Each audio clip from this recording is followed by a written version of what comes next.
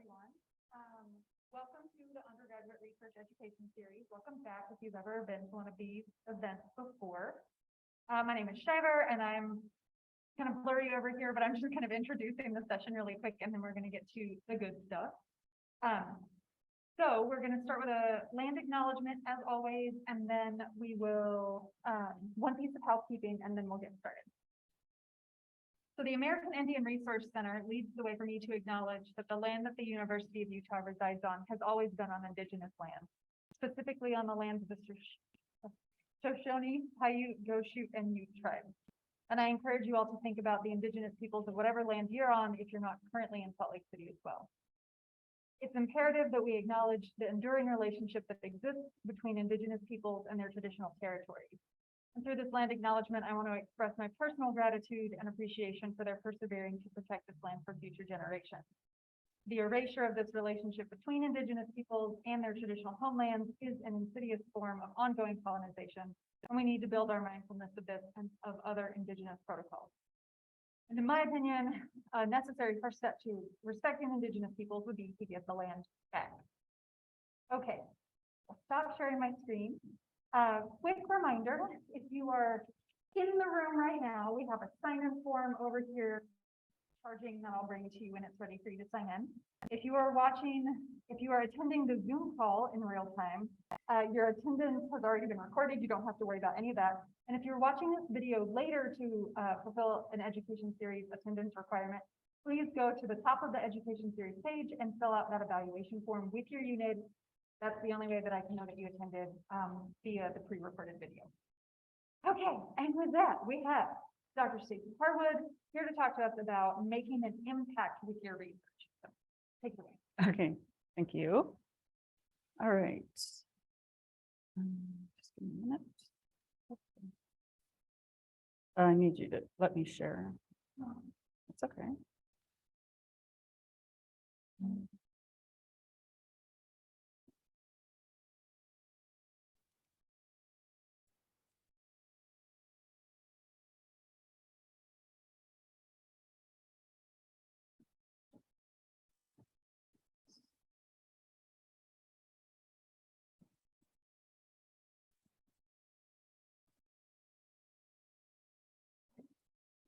Oh, is that right?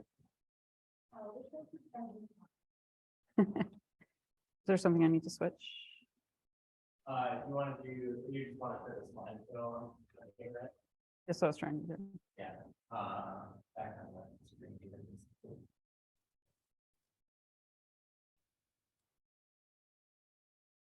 Go back to the presentation mode. I was just going to start over.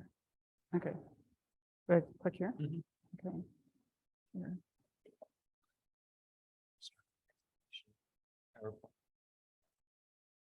Oh.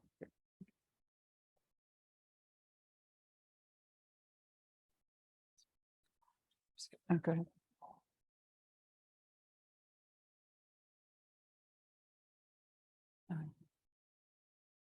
Perfect. Thank you. Okay. All right. So we have 3 people online and 1 in the room. So I'm going to do a quick round of introductions, and just if you want to say your name and a little bit about your major, and if you're doing a research project, what is that research project? So I'll start. Stacy Harwood, faculty in the Department of City and Metropolitan Planning. And I'm going to talk about research, so you'll hear that in a little bit. Okay, we'll start with the in-person. So your name, your major, and what research project, if any, you're working on.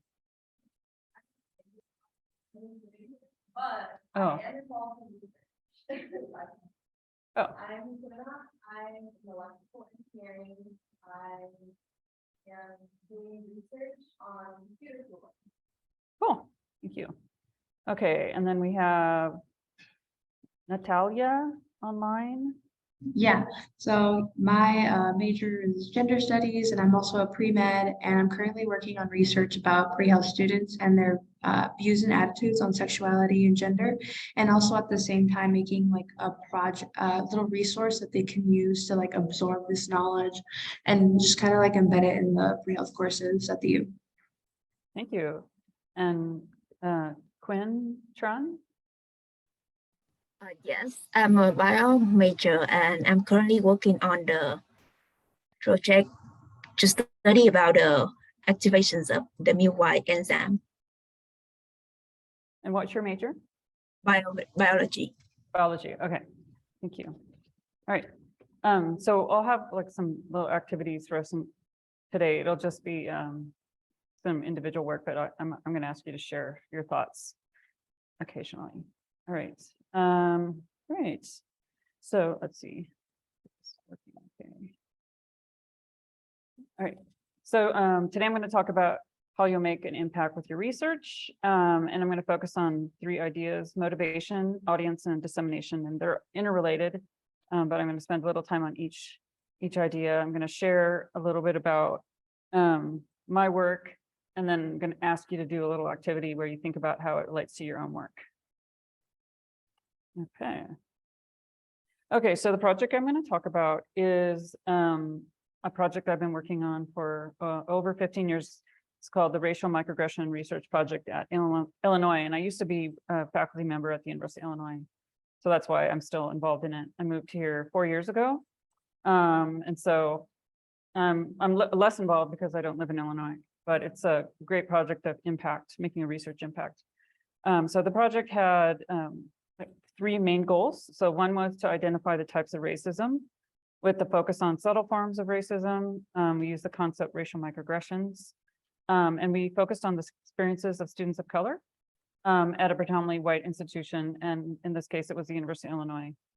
Predominantly white institution means that originally the university actually did not allow people of color to attend. And so it has a long legacy of exclusion, although now it's very diverse. It still has a lot of those. It still struggles with racism, like many campuses. The second was we wanted to analyze the impact of racial microaggressions on students of color. How did it make them feel? How do they respond to it? And thinking about how it interferes with the mission of the university, which is to teach. And then the last was to educate the campus about racial microaggressions and impact on campus. So we wanted to take the research and go beyond just the research itself and try to make an impact in a kind of a more practical way in the community that we were studying. Let's see. Okay. So one thing I just want to note is that first, in terms of making an impact on your research, if you'll see with my example, it was very explicit in our research goals from the beginning. And it's really helpful to think about how you want to make an impact as you design your research project. Oh. Okay. Let's see. Oh, we had that set up. I just closed this. Let me try this.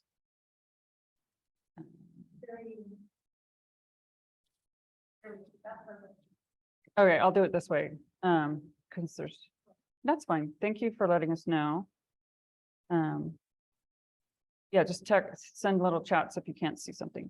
Okay, so the first thing is I wanted to talk about the idea of motivation, why I wanted to do this research project. And there are lots of reasons, but I broke it up into four areas. One of the things I want to say a little bit about, like, why people do the research they do. It's not a linear process. There's like a whole bunch of things that are going on and they kind of push you in a direction. And so I'm going to talk about these 4 separate things. And they're not, again, they didn't happen one after another. They kind of fed off each other. And then I ended up taking on this project. So the first thing is this kind of intellectual pursuit.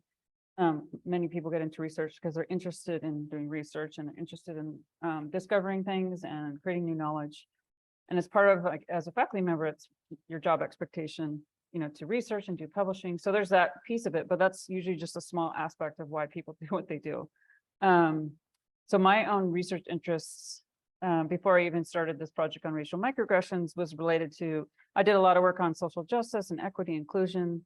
I really liked the kind of research where you're very embedded in your work, and it has like an action piece to it where you're actually going beyond the research and trying to influence something. And I focused primarily on urban planning. And so I was looking at similar issues in different contexts. Oops, I think I'm frozen.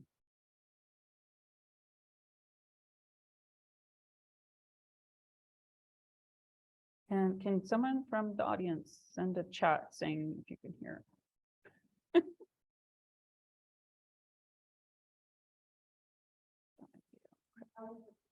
Okay, good. All right, it was just the video was kind of acting up. Okay, so the first is this kind of intellectual realm, and that a lot of you are probably in that space as students.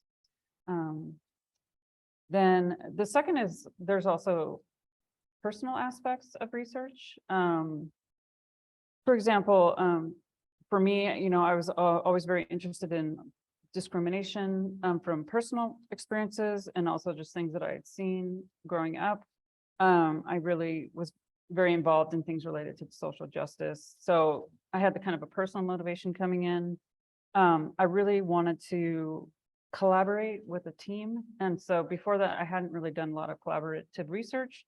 So I was wanting to do something that was kind of using my position as a faculty member and trying to kind of alter and shift and deal with inequities around me. There's like some practical things that were going. I had 2 young children and they were starting school. I couldn't be doing field work. I needed to find something close to home. Like there were these, it's not that I said, okay, this project because this, but these things influence our choices and how we go about doing research. So I couldn't like say, okay, you don't go to school now, I'm going to take you to my field site. So I was looking for something and I was exploring. And then there were some other things going on. So at the University of Illinois, there's a long history of student organizing around racism. So these are just a couple of images just to show you that kind of historical legacy. And at the time, there was a lot of organizing around the mascot.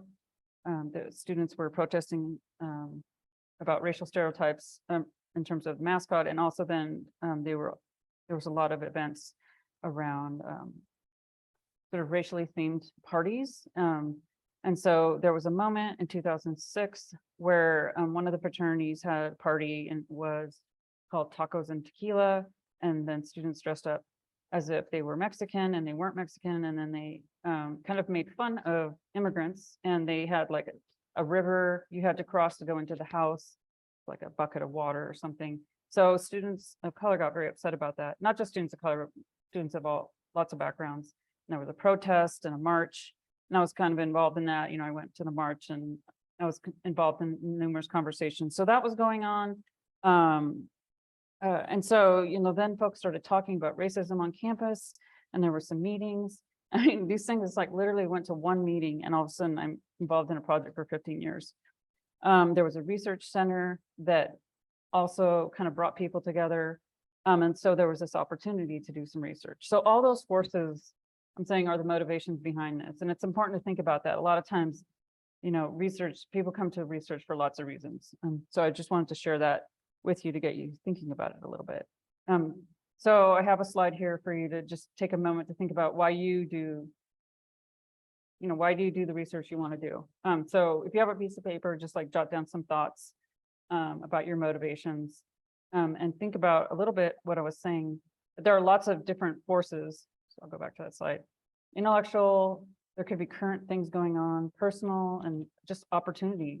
I got a scholarship. I really like this class, you know, and I think the professor's great. So lots of things can lead to your research project.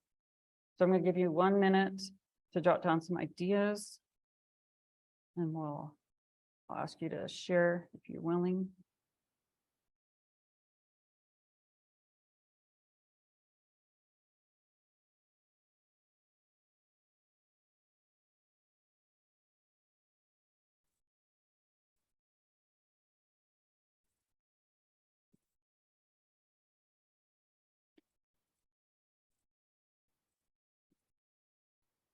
Okay. All right, so I'm going to put you on the spot and it's okay to pass, but if you do share, it'd be great. So Quinn, do you want to say a little bit about your motivation for your research?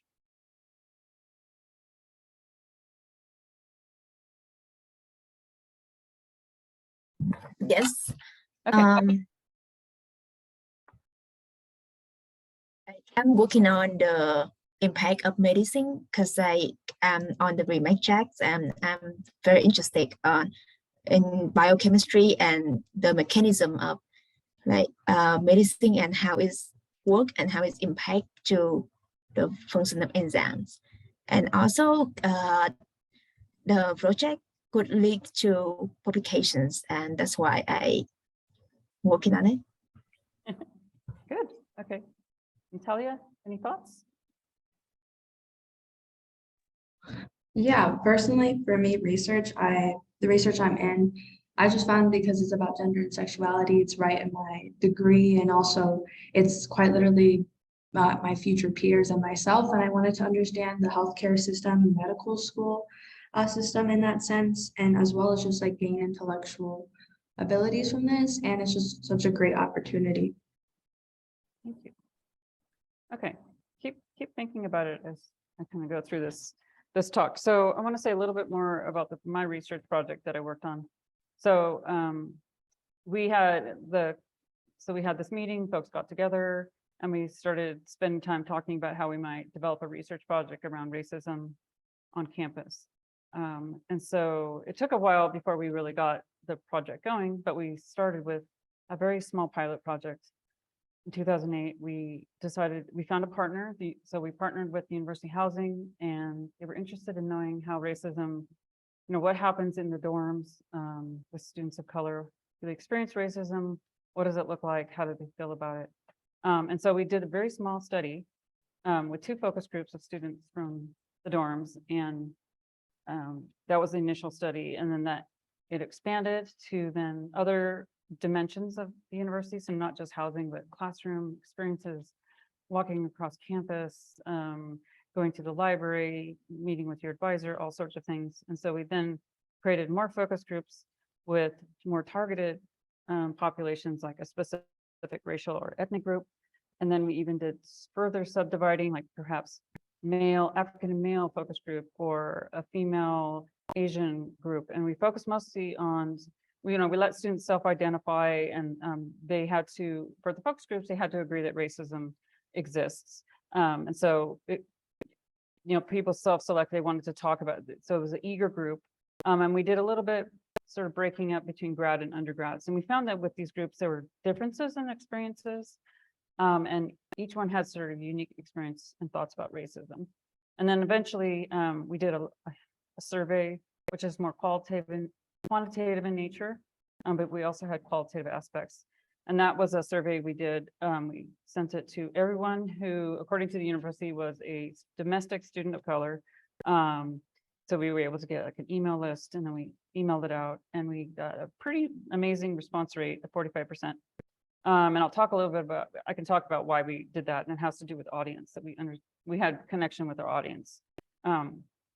So that was the project. So I'm going to talk a little bit more about this. I'm going to walk through it a little slower. So one of the things that we really spent time thinking about was, who cares about this research? Who wants to know about racism in higher education? So we really wanted to think about who our audience is, and we had a very broad interpretation of audience. So, one audience, researchers, other researchers, right? You're going to publish, there's other academics at other universities, that's a kind of a given audience. But because we were really interested in making an impact, we thought about, well, who else is going to care about this? And we thought, well, university administration, all the leaders of the campus are going to care about this. The students and alumni of the university will care about it. And then faculty and staff also experience similar things. A lot of our audience, we had a huge, and then kind of subgroups within that. We really focused on connecting with students of color because those were the experiences we were trying to highlight. So we really worked on connecting with those groups. And I'm going to talk a little bit about how we did that.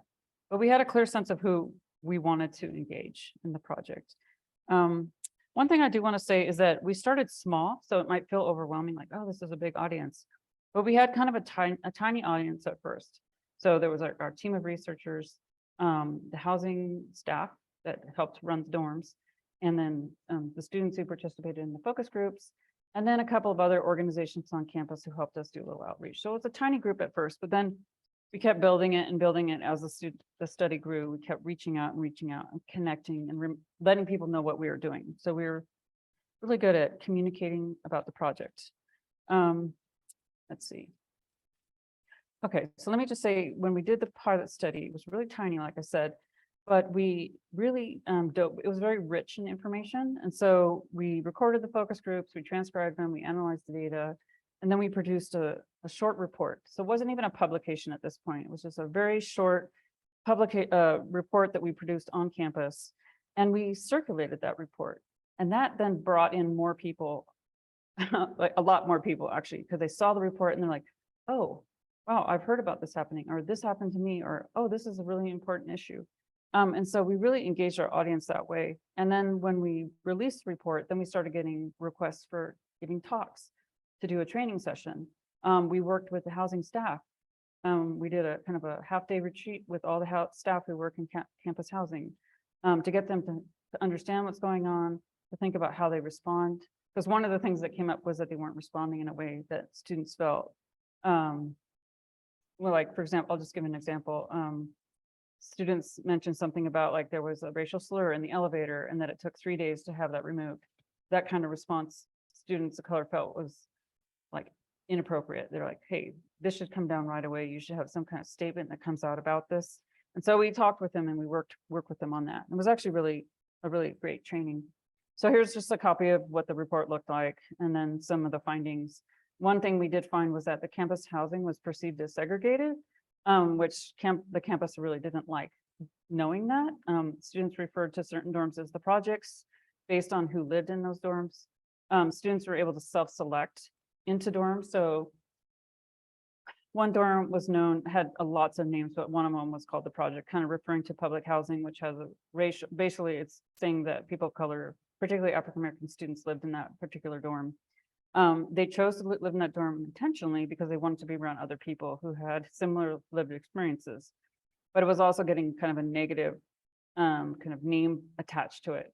And then students talked a little bit about how then they were getting steered towards certain dorms. So not all students of a particular race or ethnicity want to live with other people who are exactly like them. So they felt like they were being steered towards the dorm that was called the projects, for example, even though they didn't want to live in that dorm.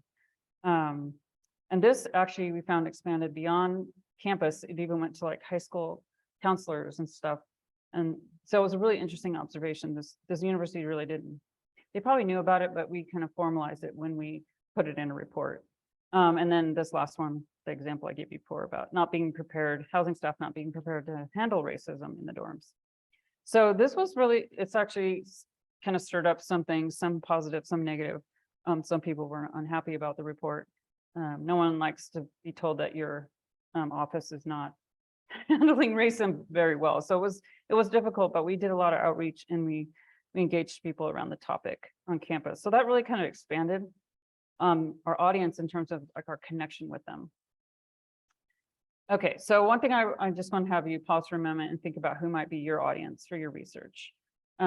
So the obvious one again is like other academics, but think about who are the other audiences that you might want to reach. And the reason why it's important is because if you want to make an impact, we have to go beyond the traditional just publishing something. You have to think who really wants this information. And so there's lots of different kinds of audiences. So I'm going to be a minute, think about that, write some notes down. I'll sip my coffee.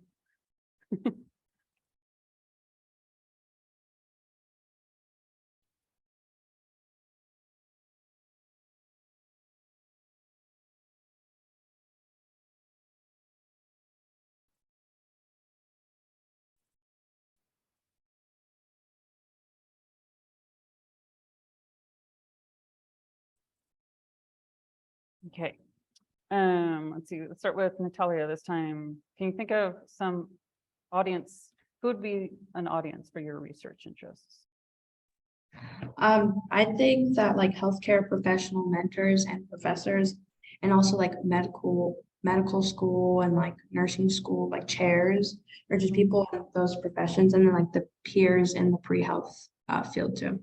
Mm-hmm. Do you think that, for example, if you're doing research, the people that you're getting to say answer a survey or to fill out you do an interview with them, do you see them also as an audience? Yes, because we're interviewing like pre-health, and so they're definitely an audience because we want to get that back to them, the feedback. Yeah, I mean, that's one thing that for us became really interesting was the students who were participating became our audience. They told their friends, they're like, oh, my friend wants to participate in a focus group. Or, oh, I really enjoyed being a part of your research. It made me feel validated. Actually, there are other people like me, like the focus groups were these really interesting sessions where folks connected with each other. And they would say, oh yeah, that I had that happen to me too. So it's a really interesting experience of not just collecting data, but also kind of people, even though they were talking about something, not positive, racism, there was this sense of validation and energy in the room that one could feel. Quinn, what about you? Who might be your audience for your research project? I think my audience is like a professor, university professor, or medical school, or maybe it's the patients when they had cancer, or maybe some healthcare worker. Mhm. Yeah, I mean, I think that in any kind of medical area, you always have like the kind of the patient side and that whole community, and then you have like the side of those who are working in the medical field. But you can also think broader, for example, what research is being funded. It can generate more interest in that area, then there's more funds that go towards research. There could even be certain kinds of regulatory aspects that need to be altered. All kinds of things that as you get into the research, you'll start seeing, oh, if we have this information, then this thing can be better covered in insurance, or, oh, this person doesn't have access to something because we don't understand, I don't know enough about either of your topics. But so you begin to start seeing a bigger and bigger audience as you get into your research, because your participants will tell you something. And then you'll say, oh, I didn't know that. And then you find out, wow, actually half of the participants have the same challenge. So your audience can really become broader and broader. We often, like in research, really focus specifically on kind of the intellectual community, but for impact, you have to think much, much broader. Okay, I want to say a couple other things as I move forward here. So as we started releasing the data from our research, we started getting more interest in the research. And then that fed into doing more and more research, because then we could get funding. There was a buzz on campus about the research. Other people were interested in us doing the work. It gave us access to some funds on campus. So it worked together. It enabled us to do the research because we had more and more people interested in the research. But it was partly because we were sharing the results before publications came out, because publications take much longer oftentimes, but you can quickly write a report and do a press release and a presentation a lot faster than you can get something published. But it also, what was really interesting was we would get emails thanking us, saying, I had an alum from, I think it was about 30 years ago, said, thank you for documenting my experience. Even though, they had already graduated, but it was kind of interesting to see how the reach just really spread so broadly. Let's see. The other thing that we did was, as we did the work and as more and more people on campus learned about what we were doing, we became more strategic. So we started developing really strong relationships with the ethnic and cultural houses. We started connecting with student organizations that represented different groups of students of color. We would go to a class that had like an ethnic studies class where we knew we would reach a lot of students of color. So we talked about our work, we reached out and shared it. We encouraged them to participate. And people then started saying, when is it my turn? It was really amazing. I mean, in that sense that I think part of it was the timing. Students wanted to share what they were experiencing on campus, and we created a space for that. And that wasn't necessarily what we had intended, but we welcomed it. We kind of said, well, this is amazing that, again, it's both sad that you see systemic racism, but on the other hand, it was very exciting to see students feeling heard and appreciating that opportunity to share their story. Okay, so I'm gonna push on here. Okay, So I want to spend a little bit of time, I've kind of talked about this because these things are kind of intertwined, but how do we get the word out about our research? So this is the thing called dissemination. So again, dissemination is not publishing. That's one way to disseminate your work, get it in a journal article. But one thing that we learned was that you have to disseminate research for impact. You have to do much more than publish. So for example, I mentioned that we produce reports for a broad audience. So what we did was we created two main reports over the course of the project. We, I think we had about 1,000 copies produced. We got some funds to pay for that. And then we sent it to every single campus leader on campus. So from the president, department, deans, department chairs, anyone who led any organization, we sent it to them. We did a press release both times. So at the University of Illinois, they had a pretty robust media office. So they did this big press release and that gave us national attention. And it got picked up by all kinds of newspapers, primarily in the United States context. We also wrote articles for local papers and some other kind of trade sort of academic journals. We do short little pieces. I'll talk about some of that in a minute. We did a lot of lecturing. So as people found out about what we're doing, they're like, come to my class, give my faculty a talk. Can you do this training for our grad students? We got requests to go out into the community and give talk. We're really interested in what you're doing. We see the same thing happening in our neighborhood. I went to a high school and did a training for high school teachers. I mean, all kinds of folks started asking us and we said yes every time. And we just went out and out and out and kept talking and we would do trainings, we would facilitate things. We got pretty creative. I have to say my sort of colleagues in this were, we did skits. We would make people do role playing. We did all kinds of interesting interactive sessions where we were actually disseminating our research, using the quotes from the research, and then having people talk about that. And so we were able to customize a lot of things. So we'd pull like the library says, we want to know what's going on in the library. So we look for everything related to the library. Or someone in the English department would say, I want to know what's going on in the English department. Or in engineering, we would kind of customize and look for things that were related to their students. And it helped folks recognize what was going on in the classroom and around campus. I think we did a couple radio shows, if I remember correctly. Social media was kind of a new thing, but we did do a little bit of social media, but not a whole lot. Our students who worked with us did more with that. So we did a whole bunch of things and we also published, but like I really want to emphasize dissemination is more than publishing for impact. That's the key here. So this slide is just to kind of give you an example of the kinds of materials that we created. So as the project moved forward, we got a bit more sophisticated. We, had more students working for us. We always had an opportunity for students, either like an independent study, we were able to hire students, and they actually had really great ideas of how to present the material. So these are just some examples. We had one student helped me design this cover, and we created these kind of silhouettes of students holding signs with quotes inside them from the survey. We created really easy to digest kind of summary statistics. The actual data set was really quite sophisticated. And so we wanted to put it in a way that lots of people could grasp and quickly understand what we were doing. So for example, in the middle here, we had some statements that students would respond to. And in the survey, it wasn't a yes, no question. It was more of, I think if I remember correctly, like once a week, once a month, over time. But we just said, let's just do yes or no for presenting it to a broad audience. Either it has happened to them or not. And so, for example, I've had stereotypes made about me in the classroom because of my race. 51% of those who filled out the survey said that has happened to them while they were a student at the university. And so we thought, well, that's a pretty significant, that's half, I mean, over half technically. Students of color were experiencing some kind of stereotype made about them in the classroom.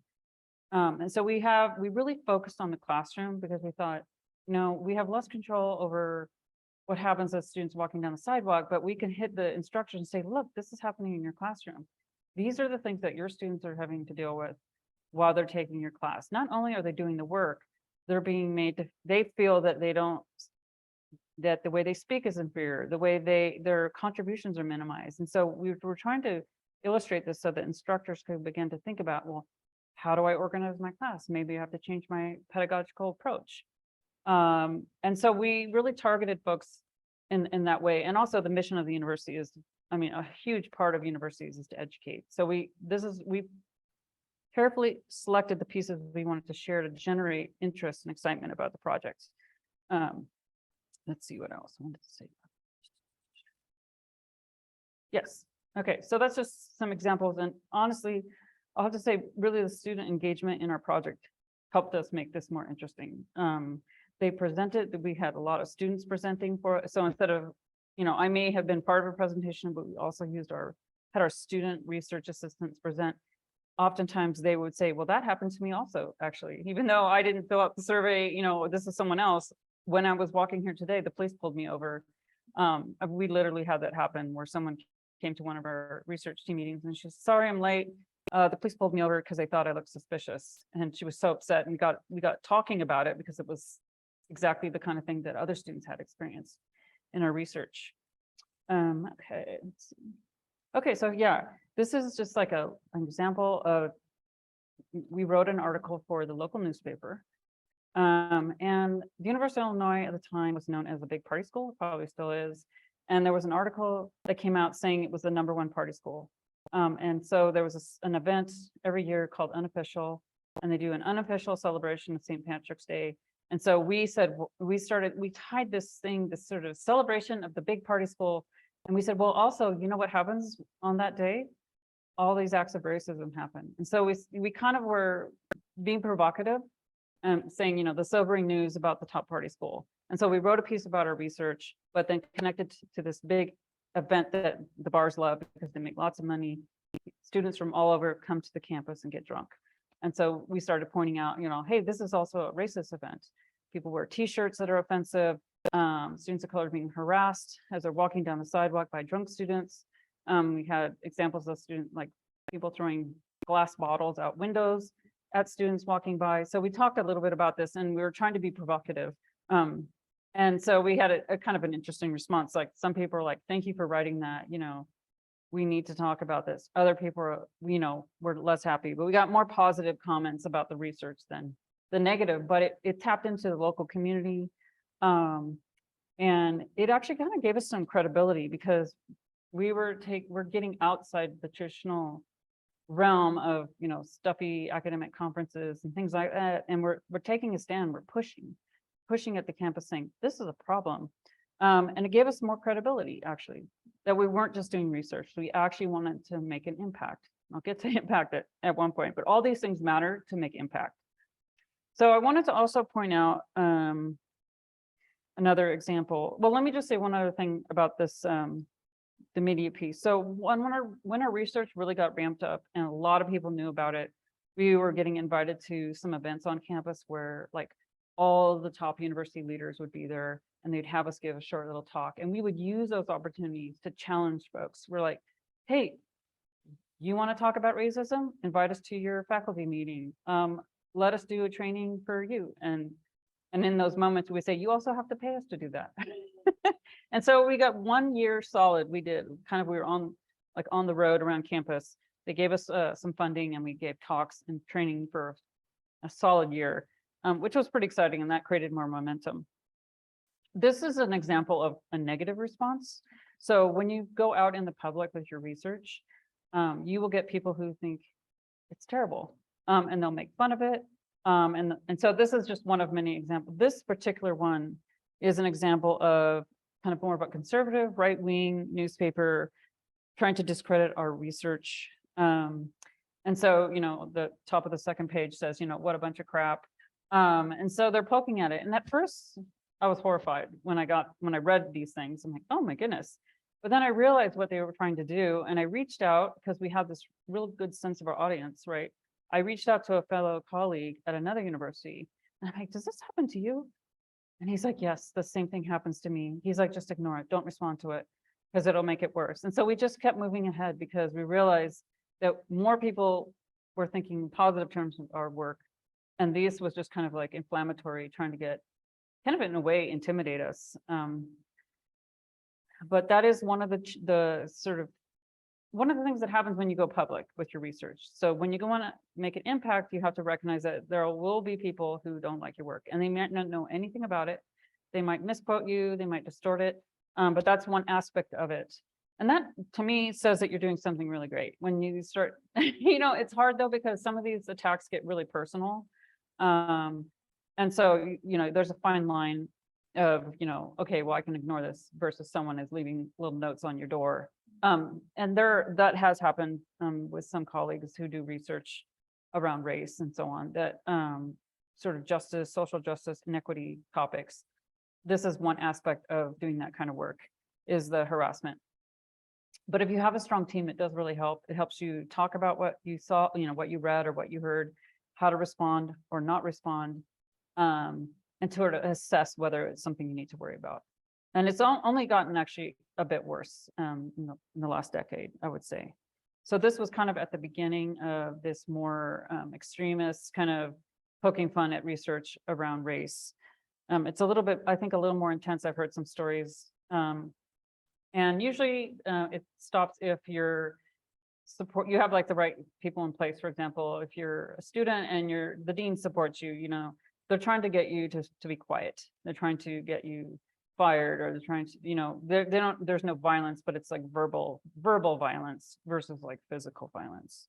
But it is kind of scary, and that's why you need to have your network so you can understand, you can process what's going on.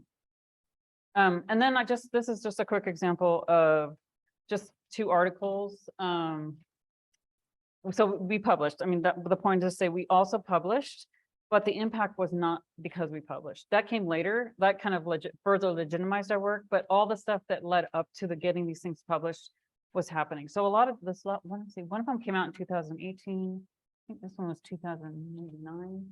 Can't remember, but it came much after we did a lot of the kind of on the ground work, engaging our audience. Okay, so I want to do like a little thought piece here of what you might do for your own research, like how you would disseminate it. And you might not know exactly how you would disseminate it besides publishing it, but it's something to think about if you want to make impact. Like, how would you get the information to the audience you want to reach? And simply just putting it out there doesn't mean that the people you want to know about it will receive it. So give it a thought for 1 minute, and then I'll check in with you, see if you have some ideas. And it can be really simple, so don't stress.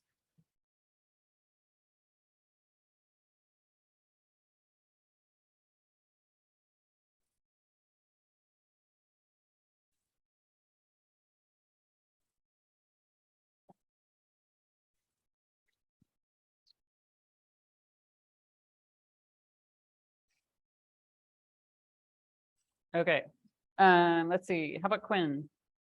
What's one example of way how you might get information out about your research? What would be something you could do? I think I could present the results of my research to the local community. Yeah, it's it's amazing how just your average person, you don't have to have a PhD, is really interested in research. So yeah, that's a great example. Natalia, have any other ideas? Yeah, when you brought up the newspaper, I'd never thought about actually, trying to message the Chronicle here at the U and like try to get them to disperse this info out. Yeah, it's amazing. The press loves to get material. I was actually, the first time I did, I was really surprised how welcome they were. They want people to read their paper. And so if you can frame things in a way that is provocative or new or innovative, something that they don't normally report on, they actually really welcome it. And I've noticed here in Salt Lake, for example, a lot of our students have published pieces in the local paper. And I'm always delighted to see that. And I'm really surprised how often it happens. So that using the local press even as a starting point. It's harder the bigger the paper, but start small. The local community where you're working. The student newspaper is another great one. And then all kinds of social media. I just posted something on my LinkedIn page. I'm not super active, but I have a publication that came out, and I got a little notice from the journal saying, hey, here's a link. Why don't you send it out on your social media? And I'm like, I think I'm going to try it, and I did it. And I was like, oh, this. a bunch of people click liked it. I'm like, someone's gonna read it out of that group. So even like little self-promotion things helps get the word out. Oftentimes those circles though are our kind of the usual, other people that I'm connected to are students and faculty and other researchers. So, you have to think about ways to reach other audiences, but there are many ways. And the point is for impact, you have to do that. So I want to say kind of wrap this up with a bit about how we did it. Like, what was the impact that we had? So one of the most important things we did was we legitimized students of color experiences and they could not be explained away as like, oh, that was just kind of a one-time thing. We were able to demonstrate how racism on campus was systemic. It cut across all aspects of student life. And that was really powerful because a lot of times it's something that folks dismiss. Oh, that person's just emotional. Oh, that's an extreme situation. Or, oh, that student's a problem maker. And we were saying, no, it happens over and over and over again. And so that in one way was huge. This university could not ignore it. The second thing was that probably for about a decade, we had sustained dialogue about racism on campus. We kept bringing it back up. And we tried to do it in a way that encouraged folks who don't want to talk about it were willing to talk about it. Sometimes it didn't go well. Sometimes folks got upset about it. They weren't, like, particularly white people were very uncomfortable with the material we were presenting. But we tried to create a space where folks could engage and talk about it, not as like a blame game, but like, what can I do differently? How can I show more support? What's a better response when this kind of thing happens? How could I change the way I run my classroom? So we did that, and I would say probably for about a decade, and it's still going on a little bit, but the data is getting old and there are new issues that are coming up. But we created a space for dialogue and training, faculty, staff, and students, which was really exciting. We also were able to collaborate with other people. So we weren't the only ones talking about racism. We weren't the only ones talking about making the campus more inclusive. So we were able to support and kind of help justify other kinds of intervention. For example, there was an effort for a long time to change the gen ed requirements. Our research helped justify what someone else was already doing, which was to try to get, let's see if I can remember it correctly, require every undergrad to take a course related to domestic diversity. So something related to the United States. Prior to that, I believe students could take things on other countries or other issues. And so we said, you know what, students need to know about social issues in the United States around equity and inclusion. And so that went through, and we were one of many people pushing for that. But our research helped push that along, which changing gen ed requirements is not easy. And there's a lot of pushback on those kinds of things. Any kind of quote unquote diversity requirements often gets a bit of pushback. What else? The training, they have a sort of a TA instructor training every year. They started using our materials to have them talk about racism in the classroom and ways to do things differently or how to respond to different kinds of things that could happen in the classroom. They used the actual reports that we produced and they said, please read these. We're going to work on this. We're going to have a session dedicated to microaggressions. So while we focused on race, it also opened the door to talk about other kinds of things going on around disability or gender, sexuality, or being international, or all kinds of other microaggressions. So it helped kind of open that door up. And then the last thing, and that's probably the thing that's going on the most right now, is other people at universities want to replicate what we did. And so we often get emails about, hey, can we see your survey? Can you do a call with us and talk about what you did? So we share our survey all the time. So that's one thing we share openly. We just say, just give us credit. Here's a survey. We're happy to talk to you. So we often do kind of a little conference call. So that's something that I probably get the most requests now, is just kind of advice. Like, how did you do it? What would you recommend we do? And there's things that we didn't include at the time, but now we always say, make sure you include something on online classes. We really focus on in-person. So there's little bits and things that we learned. And then another thing we talked about a little bit was we didn't focus on international students at all. But that's another dimension that came up a lot in our survey. Students who are permanent residents are considered, they were in our survey, and we didn't really kind of tease out some of the differences. And that's another area that we encourage people to think a little bit about. as well. Let's see, a couple other thoughts and then I'll close here. The other thing is that it's really important. So we have impact, but we also did good research. So if you do bad research, it's harder, it can come back later, because when you're getting a lot of attention, then people start looking at your work more carefully. And they start saying, well, how did they do this? You know, did they have a good research design? Were their methods sound? How did they get to these conclusions? And so we had good research and it was solid. So you need good research, but you have to do a whole lot to get the word out about your research to have impact. Yes, and so just a couple of things. One thing that we really kind of hit on hard was the university was saying things like, we want to be a diverse campus, we're a multicultural campus, we're inclusive. And we kept saying, well, if you want to do those things, then you need to address racism on campus, because what's happening is students are not coming to our campus because of it. They're leaving the campus. They switch majors because certain majors are more welcoming than others. Students drop out. And so we were saying, you're not creating the environment. You're asking for students of color to come to the campus, but you're not creating an environment where they can do well, where they want to feel that they belong on campus. The second part was that we said, you're not preparing all the students to live in a diverse society where you have to work and live, your neighbors, your coworkers, and you're doing a disservice by not preparing all students to begin to learn how to navigate these kind of differences. And so those are the kind of things we kept pushing on the campus. So I just want to hit one more time, impact is not possible just because you publish. You have to do more than publish. You have to engage your audience. You have to disseminate your work in multiple ways. And you almost sometimes have to take a stand. Like you have to put yourself out there. You can't be passive about it. And it helps to have a team because we all have strengths. And so as a team, we had a lot of confidence and we built on each other that way. So just a couple of little things. I just want to acknowledge this is after one of our presentations. We have a lot of students, undergrad, master's, PhD students who have helped us, and lots of different disciplines. So yeah, we loved working together. We had so much fun because we felt we were really making an impact.